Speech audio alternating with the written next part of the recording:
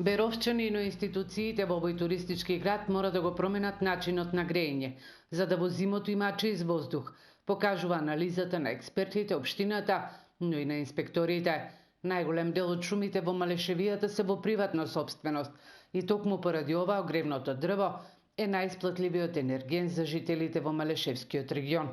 Градоначалникот на Берово Звонко Пеќевски вели дека мерната станица во градот Берово се наоѓа на локација каде што се сместени сите институции и училишта во Берово.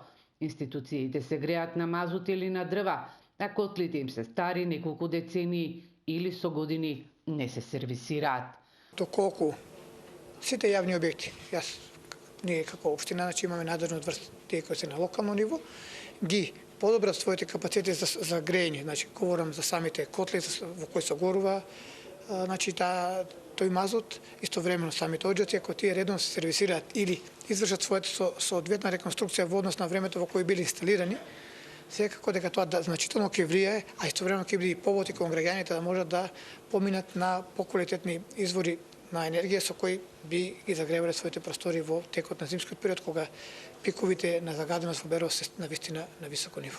Според податоците од државниот автоматски мониторинг систем за квалитет на амбиентален воздух од мерното место во Берово, од 1 декември 2022 година до денес се бележат благи надминувања на среднодневната гранична вредност на PM10 честички од 50 микрограми на метар кубен.